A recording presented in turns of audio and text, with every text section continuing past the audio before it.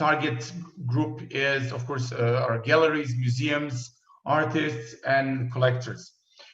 So in today's world, as we are rapidly moving into the virtual arena, years ago, actually, we decided to create a platform that will enable people to create their own virtual reality exhibitions and then join together in virtual reality with, of course, their visitors and their communities. What happened in the during this year, as you all know, with the COVID situation, actually what we thought would be a kind of a slow and difficult transformation of the whole art market was speeded up tremendously. And we ended up in so many requests in the last couple of months that we could not sustain what we are doing every day. So it was really a crazy times for us since March. And we were planning to release the VR version of the app in let's say May or June, but then completely shifted the strategy and created the web version of the platform, so that people that don't have the VR headsets can join in and see virtual exhibitions. Because in one moment, and then I remember, you know, in March, late March, that we said, you know, we were kind of asking people to try and build their exhibitions virtually, and we were telling them this will be the way of the future. And then in just 1 week, every museum was closed, every gallery was closed, and no one can do anything but virtual. So they started calling us. And that was a really crazy situation. And let me maybe also give you a brief intro on where we started and where we are right now. So we started some 3 years ago, three and a half years ago, as a spin-off company from a company called Digital Mind. Digital Mind is a company in Serbia that's been on the market for the last 9 years. We've been developing interactive products, innovative solutions for clients in, first of all, marketing and entertainment, but also in culture space. And from that, when we first got our first virtual reality headsets, we kind of understood immediately that this will change the future of mankind, but not immediately. This is important. So VR will move things rapidly, but not this year, not next year, maybe in 5 to 10 years. So we are just at the beginning, actually, of virtual reality revolution. So anyway, we started developing interesting projects for virtual reality since the first headset came into our hands. And one of the first projects that we did was a virtual reality museum of Nikola Tesla. And this was done 3-4 years ago. And we've done it, and we created a project that had 5 different stories from Tesla's life, and we donated the project to Nikola Tesla Museum in Belgrade, so that visitors of the museum could put their VR headsets on and meet Tesla and visit different stories from Tesla's life, his laboratories and his environments that he worked with. So anyway, in that moment, when we released the project, it was done together with one of the biggest companies in Serbia in media called Direct Media. They co-sponsored the project together with us. But anyway, in that moment, we started to think about what could be the next thing. What could people go into VR and actually enjoy and buy? Because in that moment, it was obvious that it cannot be clothing, it cannot be fast-moving consumer goods. It needs to be something special. It needs to be something else. And my background is actually archaeology. My university degree is in archaeology. So my passion for museums and art and culture is really high. So, and then I started to think, actually art is something that you cannot really feel and experience on the website. So when you go to a website to see a piece of art, there is no way that you can really feel that piece unless you actually are in front of it. And because the VR gave you this feeling of standing in front of the art piece, immediately it occurred to me that this is something that we should do. And in that moment, we created a couple of first template galleries just to start with, and to see whether it really works as a concept, and it did work. But what was important is that the whole art market and the museum market cannot use tools that are for game developers, because you needed a lot of knowledge from game development in order to create those exhibitions.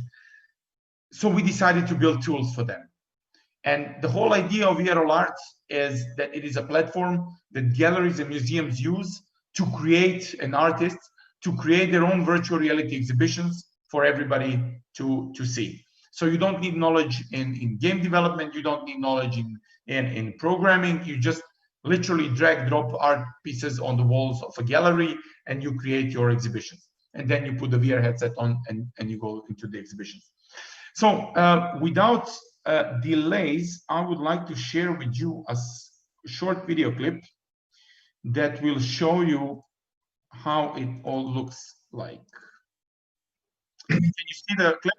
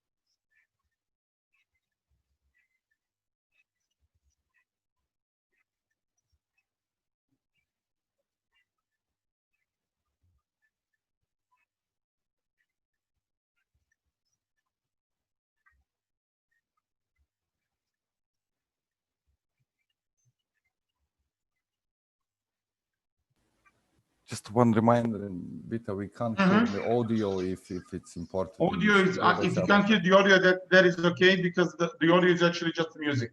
So cool, thanks.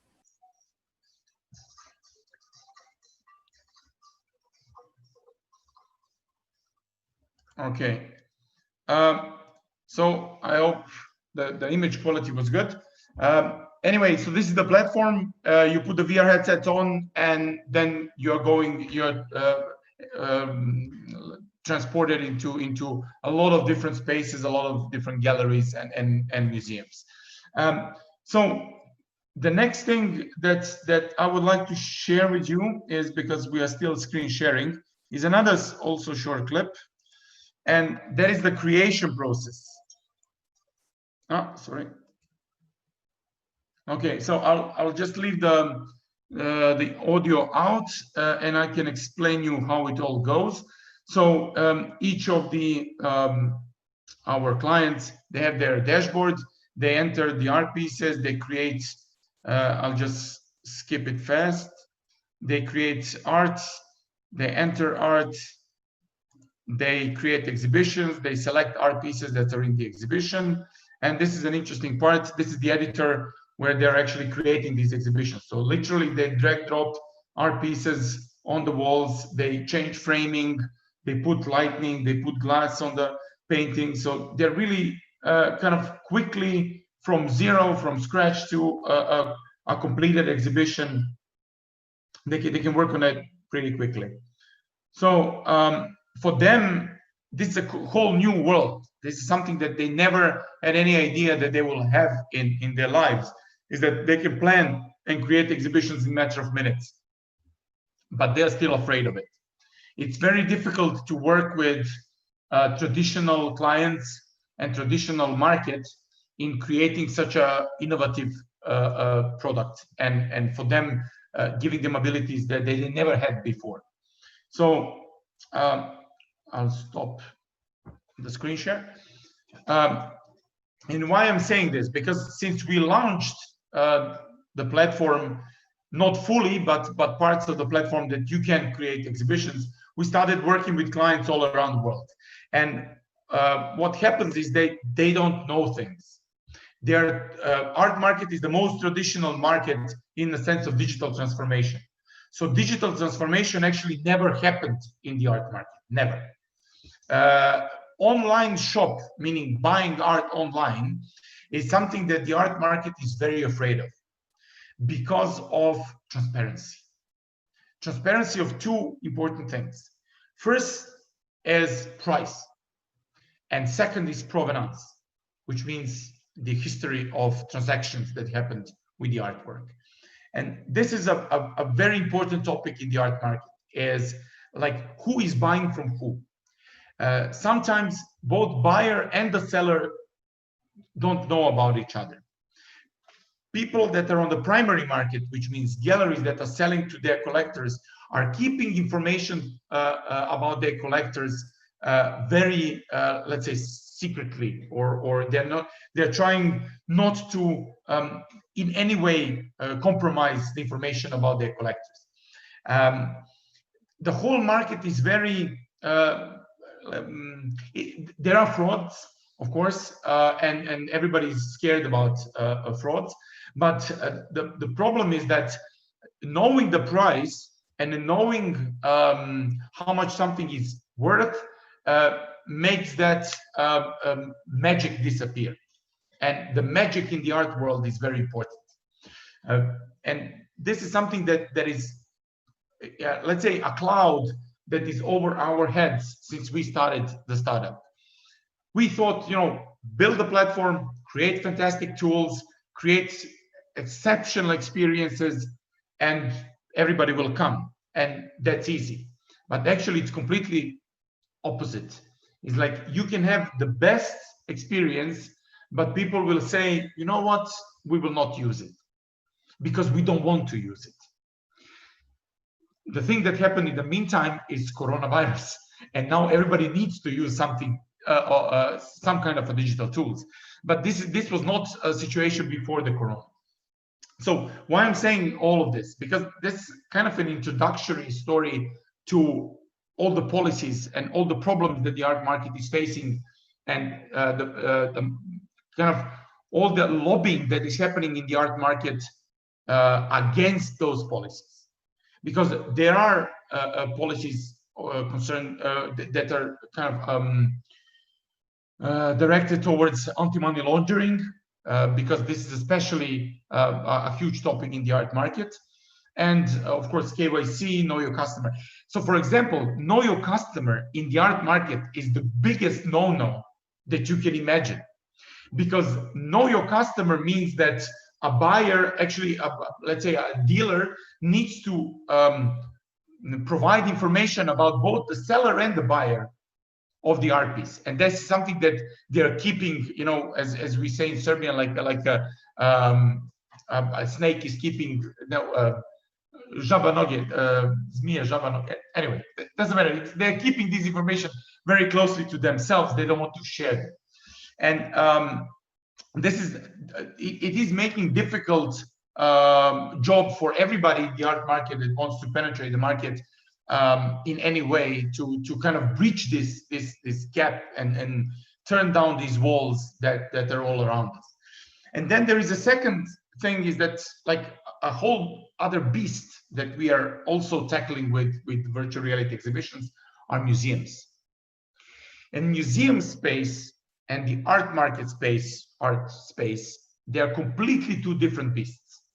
Art market is commercial. People are trying to find solutions to their problems, while the museum space is more government.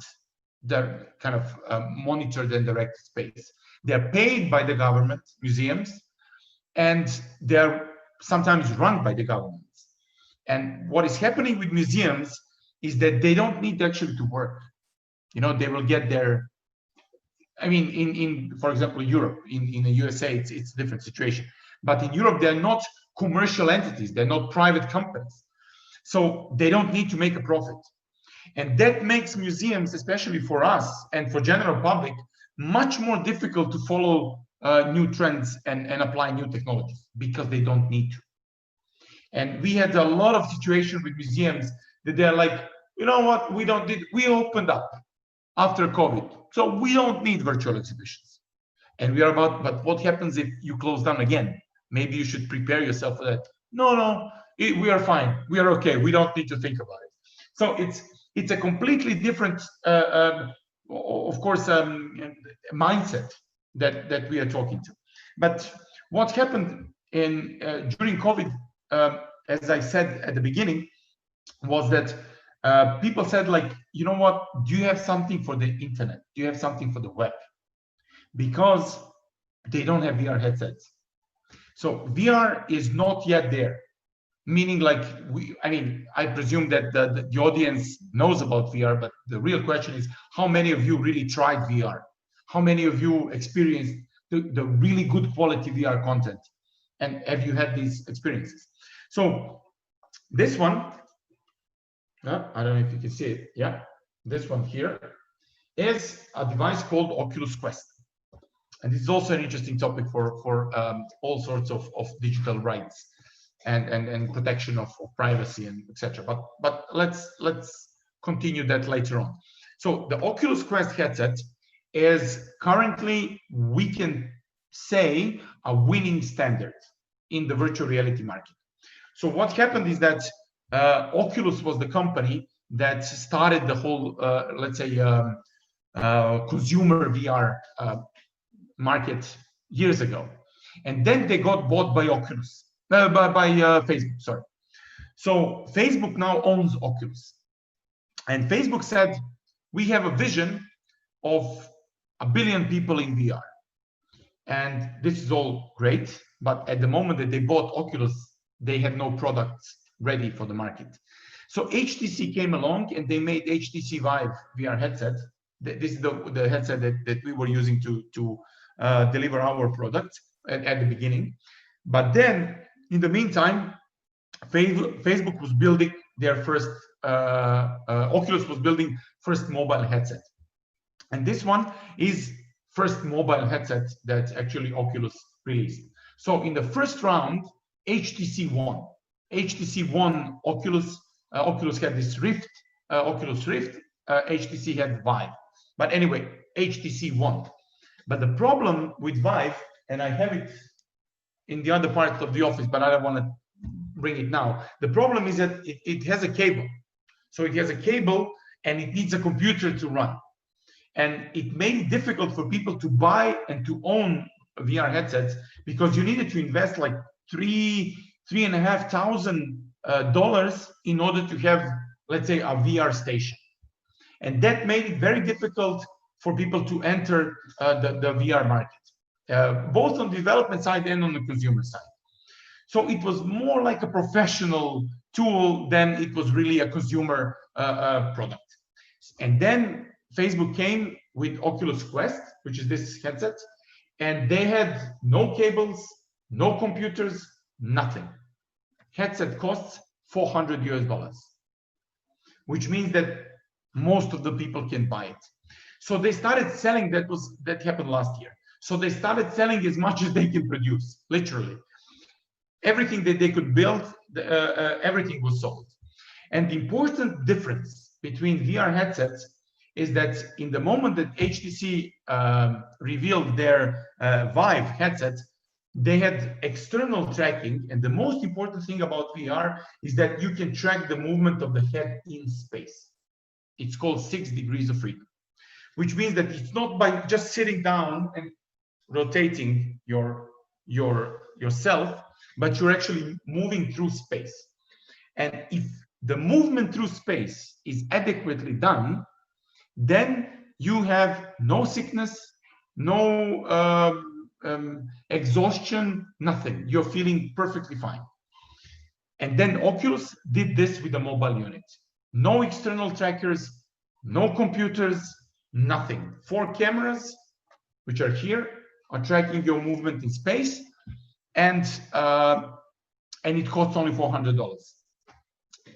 So we decided to switch the whole development to Quest, to optimize all the galleries for mobile platforms, and to be on the market with the right device at the right time.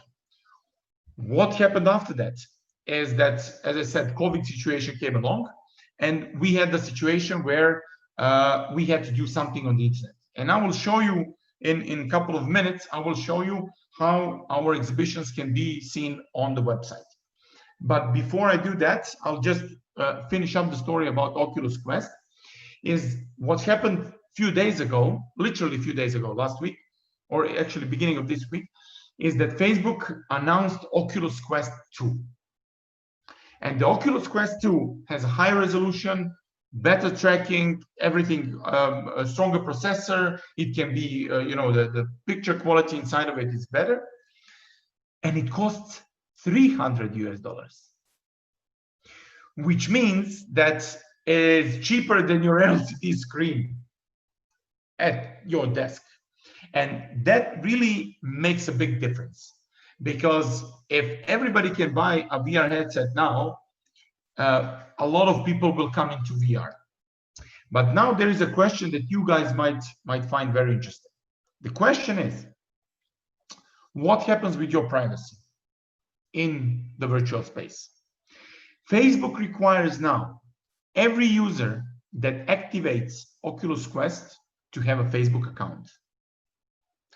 All your data that you're doing in VR is actually handled now by Facebook and by Oculus. I mean, but that's Facebook.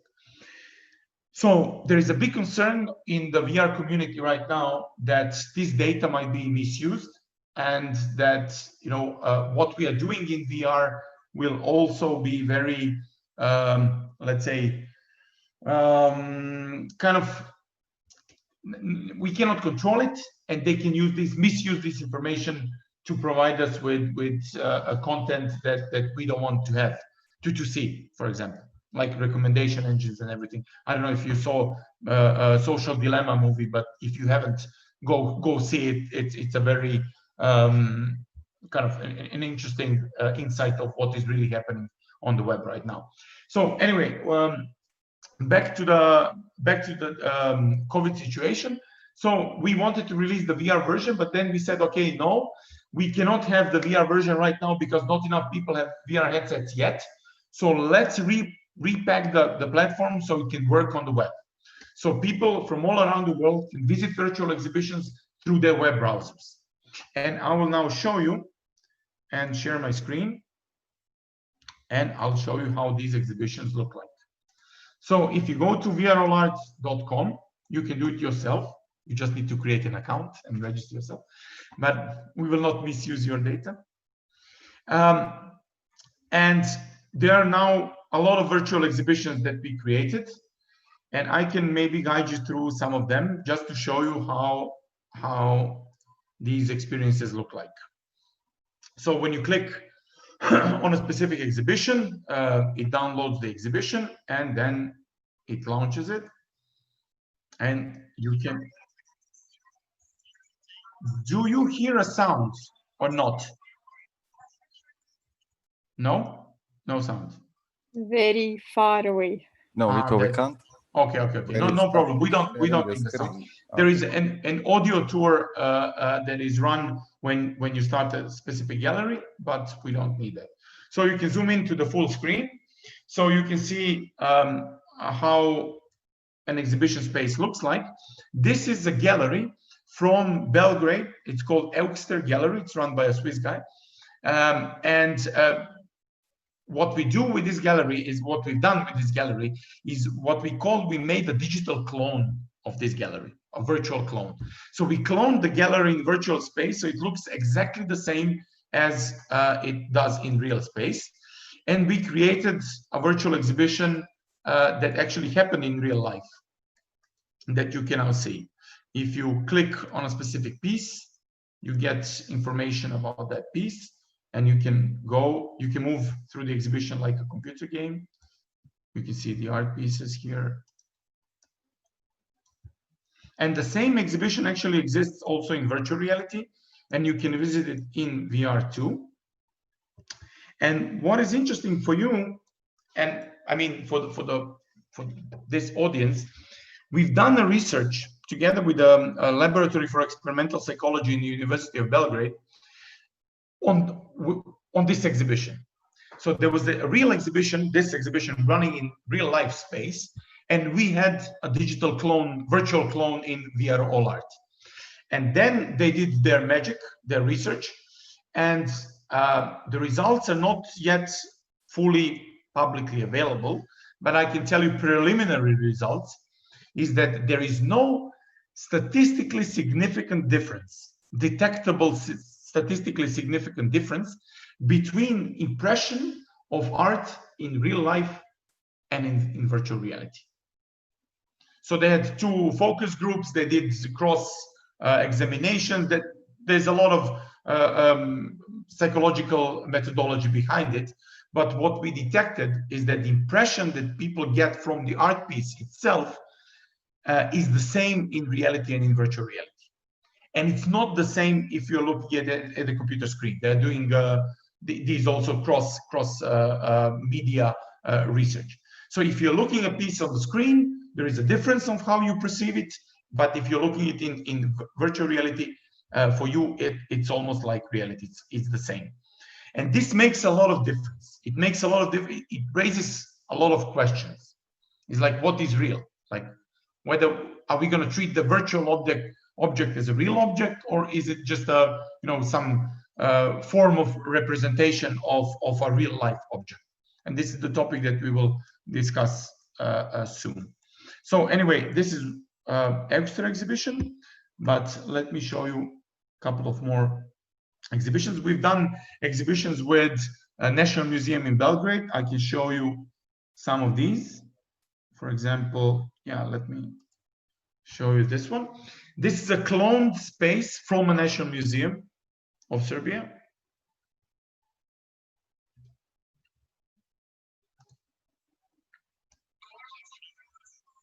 Yeah. So you can see some of the pieces on the exhibitions. We are very proud on the technical achievements that we made with the web version and also VR version, with all the reflections, with the lightning, with everything. And this is also an interesting thing. So what we noticed is that when people come into VR and when the space that surrounds them is realistic and it resembles reality in every way, like the lighting is right, the shadows are cool, the reflections are well, they stop worrying about the space and they start enjoying art. So we had people that never experienced VR before. They jump into the gallery, they see, nice, nice, and then they go from art piece to an art piece and talk about art. And this is what we actually want people to do. But this was not the case if the gallery space is not realistic. If the gallery space is more like gamish or resembles a computer game, then everything that they're worried about is actually this gaming experience. But if the gallery resembles real life gallery, then they stop worrying about the space and just enjoy art. Andrea raised the hand. Is this something that we should do? We asked earlier in chat, based on your question, how many people actually use virtual reality. We asked them to raise their hands, and I guess because of that. But we do have a bunch of questions in chat, so whenever you want to move to those, just let me know. Talking. Yeah. Okay, so let me maybe show you one more exhibition, just to show you a space that does not exist in real life. Okay, I'll show you one more exhibition from the National Museum. This was done. They asked us to do an exhibition in our virtual space, and this space does not exist in real life. So this was a completely virtual space. The exhibition is Archaeological Exhibition, and it is done for Treberište. It's a famous archaeological site in Serbia, but you can see some golden masks at the exhibition, some special,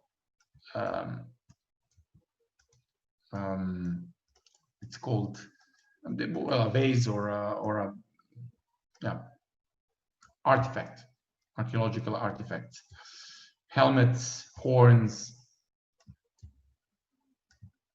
Yeah. So anyway, you can go yourself. Just go to VRL Art and you can go to our website and just see different exhibitions. They are featured here. There's a lot of interesting things, but the most interesting things are yet to come, because we will release the VR version very soon, because as I said, we switched priorities after COVID. And one of the exhibitions that will be featured next is Banksy exhibition. So we have a Banksy exhibition that is done by a museum in Genova, and we completely transferred it into virtual reality. So you will be able to see Banksy's work.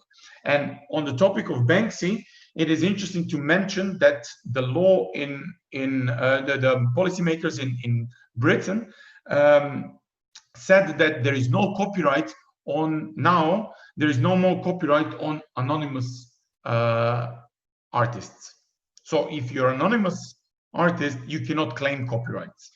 And this is a big shift in let's say policy making about how do you treat street art, for example.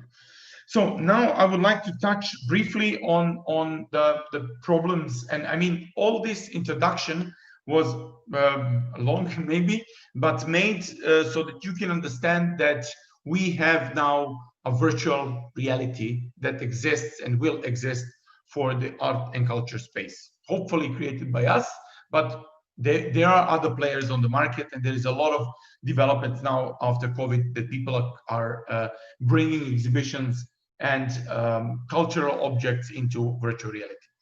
And now it comes a topic of who owns what.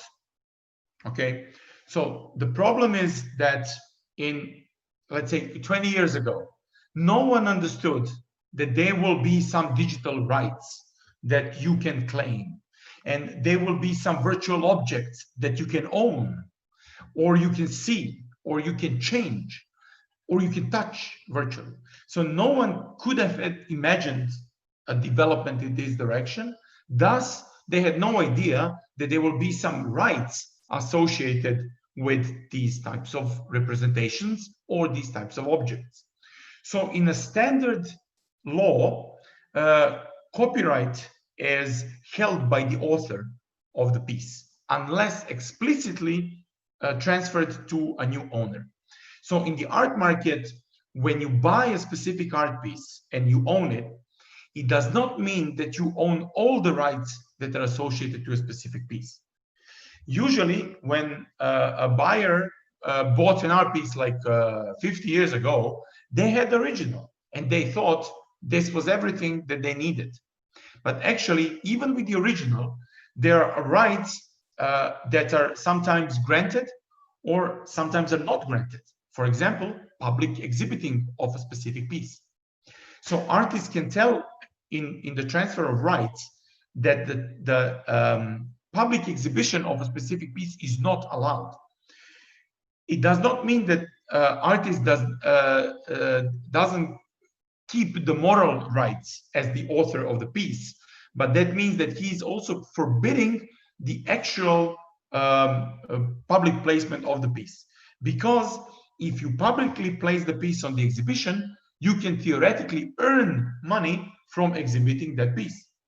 And if you didn't agree on the way to treat this specific case with the author of the work, then we have a problem. Then there is another thing, is that if you photograph a piece, for example, I'm sitting in a chair and I have a piece behind me, and if someone takes a photograph of that piece and then publishes this photograph, there is a big question of whether the piece could be photographed or can be photographed and publicly shown, even though I own the original. Because then there is a question of who owns the photo, and the photo ownership is different than the person on the photo. So there's a lot of different questions that existed before virtual reality. Now, when we have virtual reality, there are even more questions. And one of the questions is, who owns the virtual piece? Is it a product of itself, because we need to 3D scan the piece, we need to digitize the piece, and can the owner of the original piece actually, does he have the right to digitize the piece and publicly show it in virtual reality, or maybe privately show it in virtual reality to a limited audience? These are all the questions that were never covered by any law on for example, art and transferring of copyrights and ownerships, especially with introduction of digitally signed ownership on the blockchain. So I presume that the audience here is well aware of the blockchain space. So there is a lot of developments, and we are also part of this community that is trying to make a digital signage, some form of a digital signature that is put on the blockchain about the ownership of a specific art piece. But I think that I'm the only one in the whole art space in the world saying that this is not enough. This is not a real representation of what can be done with an art piece and what cannot be done. One information about who owns the original art piece is not covering a 10% of all the questions that might arise on how you can use a specific art piece, especially now that we have virtual reality. I hope that what we are doing in VR will open up topics and let's say create questions whether we should cover virtual reality and art and culture in a new, let's say, legislation or new laws or new policies, or should it be kind of just interpreted by the existing laws? Because what blockchain can in theory provide to us is a way to protect the digital ownership of a specific piece. So you can buy a digital piece and own it, and this information can be put in a blockchain so that you cannot make a digital copies. And I would like to close kind of this introductory statement, then we can get into a quick discussion.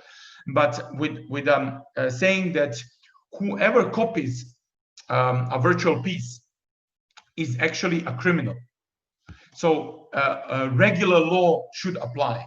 So we should not be worried about copying the piece or making a digital copy, because you can always sue a person.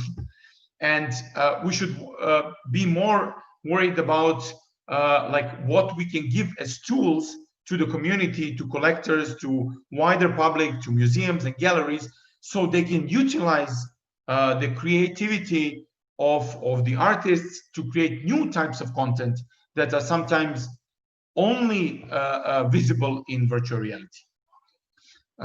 So yeah, I think that there are questions, right? So we can start answering them. And thank you, Vito. This has been a very interesting talk. Many thanks for covering all those interesting issues. We have a bunch of questions in the chat, and I'll read them all at once, and then you can pick on them. But before I do that, let me see if anyone actually wants to, just unmute themselves and ask the questions directly. So is there anyone in the chat who would like to ask Vito a question directly? Vito, I have a question for... If you hear me. Hi, everybody.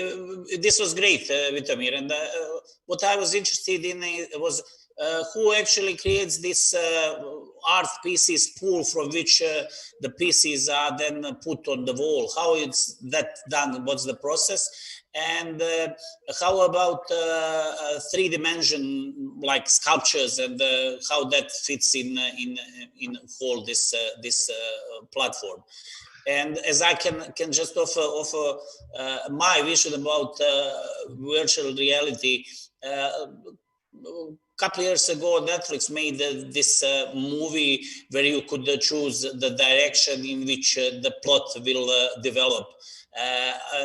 I see that the future of virtual reality in the sense that actually viewer will take part and become a part of the movie, in a sense that not to influence the plot, but to be present and have access to different sides and views of action that is going on in the movies. And probably then after that there will be future developments. Thank you very much. And as I have a word, I have to congratulate to all SEEDIG team that was working on all these sessions. And even though it's not finished yet, the SEEDIG was a great success. Thank you all. Thanks. So let me then briefly answer the question. So we have like a different, sorry, COVID hits hard. There are a couple of different methods to digitize an art piece.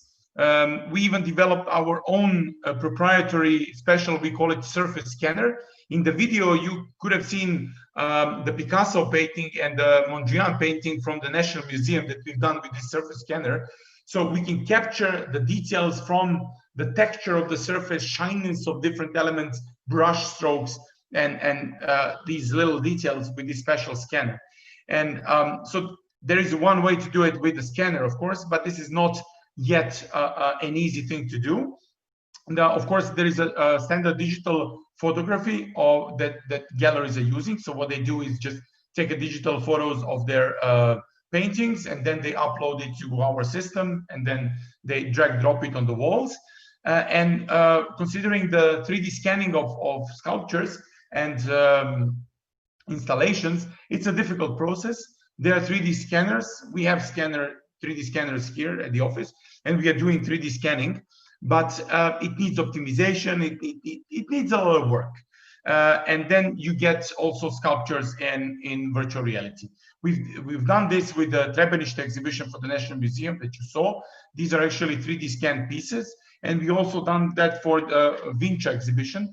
There will be soon a Vinci exhibition on our platform, both in VR and on the web. And we have some 40 different objects from Vinci culture that you will be able to see, some famous and important figurines and some special vases and things. You will see. It's amazing. But anyway, this also comes to a point about ownership. Is like there is additional work that is invested into creation of these digital replicas, digital objects. And now the question is, who owns the object? Because if the museum paid us, museum owns it. But if we come in and do a 3D scan by ourselves, we can give the digital replica to the museum, but then are we owning the object? Can we sell it? Can we earn money from it? Does the museum own, has the right to claim some of these values that are extracted from the piece? And there is also an interesting case that happened in Germany. I don't know if you know about Nefertiti's head from Egypt. There was a guy that was fighting a legal battle with the museum in Berlin to publicly release a high-resolution 3D scan of Nefertiti's head because it is a public domain data. The Nefertiti's head is, of course, an ancient object, and by copyright, anything that is older than 70 years since the death of the author is a public domain art.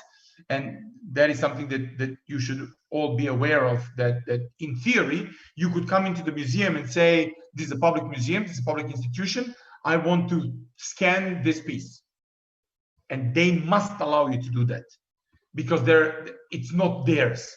They're just holding it. But if you want to digitize it, you have a right to do that.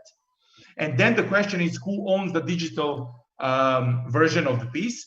Not by the data itself, but okay, I spent some time and some energy and some time to digitize it, so I must get some money back, but the data itself should be owned by the public. But then, these are the questions that need answers and will create a need for policies in the digital domain, virtual domain in art and culture. Yeah. So Andrea.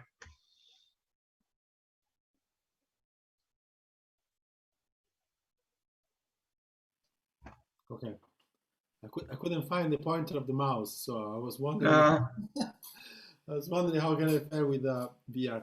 My question to you, Vido, and thank you for the presentation, and I really enjoyed it. Is on from your experience, how much this is a point where we start seeing this technology becoming mass technology? I mean, I remember a few years ago, I was at the Mobile World Congress in Barcelona when Mark Zuckerberg had just bought Oculus, and you had seen this picture where everybody is in this room wearing this Oculus Rift. They were wearing Gear VR. Yeah, Gear VR, yes, exactly. And he was working in the room. But then, you know, in the day-to-day, we didn't see much, probably more in gaming, but outside of that, I haven't seen much. And then I was reading about Microsoft that has there's also technology that is more towards industrial use and actually is having some success, but still it feels like it's a technology that it's very much a niche, either gaming or some specific application. In your view and experience, how do you think these moments with these, you said the headsets are getting cheaper and everybody's sitting at home, how much we will have 5G at one point? This will be a turning point where in 1 year. No. 5G is not important. Okay. How I see it is that this is the battlefield that we are currently at. So we are fighting against games. So our content is fighting to actually win over the user attention that is now usually in gaming. And we want to, I mean, if we don't win this fight now, you know, games are the only thing that will keep the VR, let's say, going. And this is something that we don't want to, because culture needs to find its way into these let's say new spaces that will exist, new realities that will exist. If we don't get there in time with the quality content, we will never win against gaming. So kind of I see it as a battlefield, literally. Like, and we need to be there quickly. Hopefully we are there now, but at the beginning, so that it becomes a standard. So education in VR becomes a standard, you know, culture in VR becomes a standard, and gaming is just one of the things that you can do in VR. And I think that there is a really big possibility that this will happen as more companies enter VR, let's say, race. But Oculus is currently winning. That can be, I mean, that is for sure. Thank you, Vito and Andrea. I'll go quickly through the rest of the questions in the chat since we only have a few more minutes left, so I'll read them all. A few questions from Tony and one from Bilal. Have you marketed this, for example, to YouTube artists or popular DeviantArt profiles so they could make VR exhibitions of their work? Then there was a question about your business model, but I think you covered that. Just a second. Let me answer them quickly. So no, not yet, because two reasons. One reason is because we need to do curation of who we ask to join the platform or not. Curation in the art space is really difficult. The main question that every gallery and every museum asks is who else is there. If they're not happy with the rest of the community that is on the platform, then they will not join, because they don't want to compromise the quality of their work to be associated, I mean, with a low quality art. So this is a big problem that the art market is facing. It's like this prestige, this luxury kind of approach. So we have a problem there. And the second reason is because we want these artists to kind of, when they create the exhibitions, that we want the platform to be fully ready, which means that it needs to be on all the platforms available at that moment. But the real answer is yes.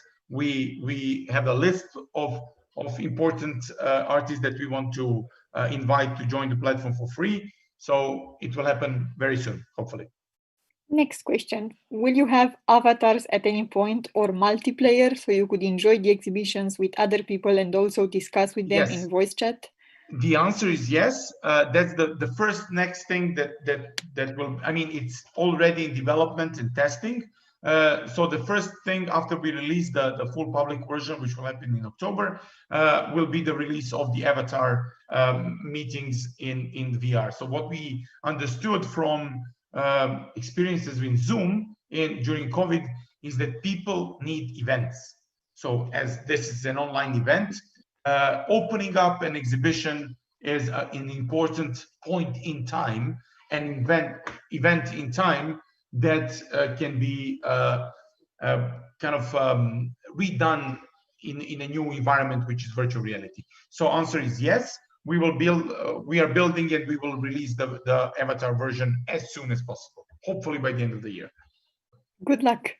Another question. You are showing mostly paintings now. How about having animated or moving 2D, 3D artworks? Animation is hard. Animation is not hard for us, but it's hard to predict what artists will create.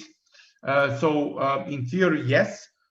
In practice, difficult, because we are making one tool to fit them all, which is when animation comes in the formula becomes really difficult. So yes, but not yet. And the last question in chat, is the bulletproof DRM possible in the near future, or there will be an efficient anti-DRM for any form of DRM? I guess that's digital rights management. Yeah, so can you repeat the question? Let me also put it in chat. Actually, it is in chat, but let me repeat. So yeah. Is the bulletproof DRM possible in the near future? A bulletproof DRM. Digital rights management, digital rights protection, things that you've already covered, basically. The question is like, how do you access two things? One is information about the digital rights, right? So you have a kind of a part where you manage those digital rights and access the information. And the second is, how do you access the actual rights, the actual piece that is covered by digital rights? So if you can either cryptographically crypt it with a signature, with a cryptographical signature, that will be a part of a digital rights management system, then it could be, let's say, a bulletproof way to do it.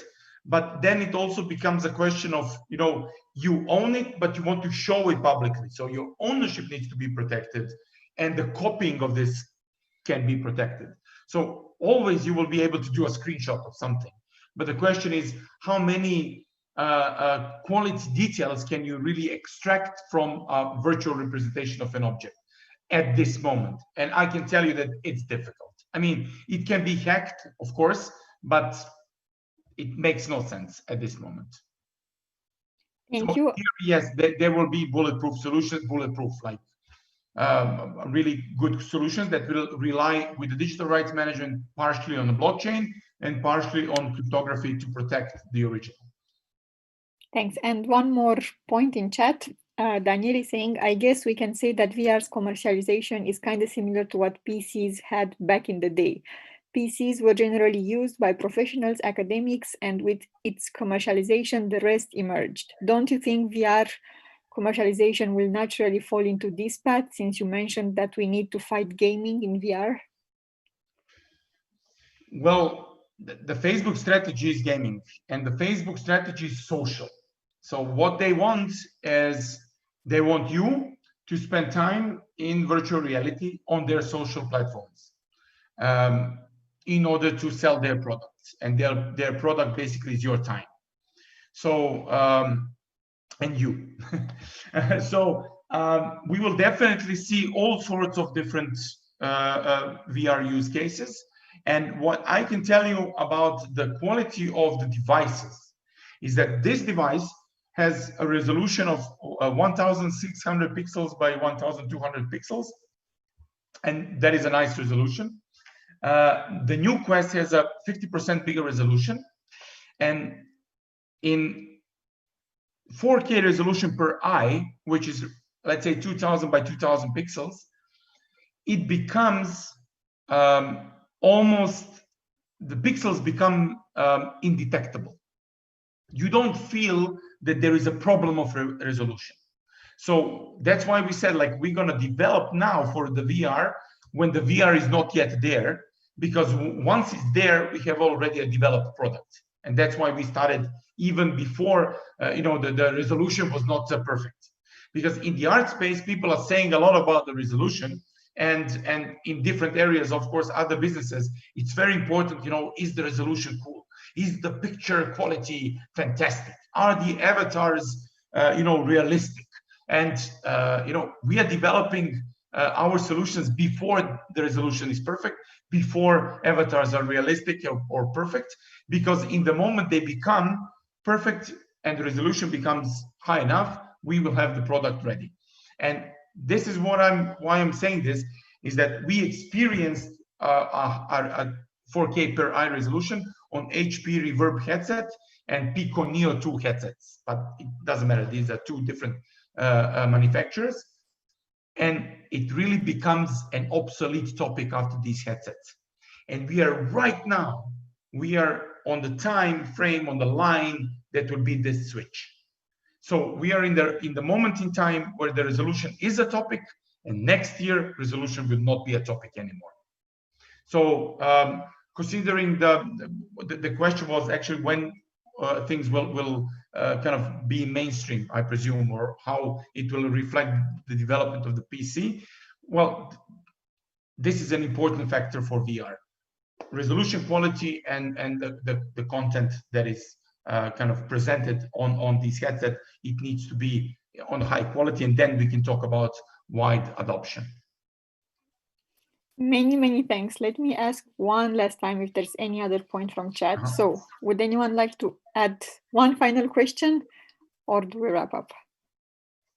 I don't see any hand and nothing in chat. So I guess we can wrap up also because we're at the top of the hour. Vito, this has been extremely exciting, and we thank you a lot for joining us. It's the first time SEEDIG is looking into art as well, at the intersection of digital policy and technology, also with culture and art. So we very much thank you for this. And we hope we can get you back next year for our next annual meeting or for some other intersectional work. Well, we can meet really... in VR in the next meeting in some of the galleries, that's for sure.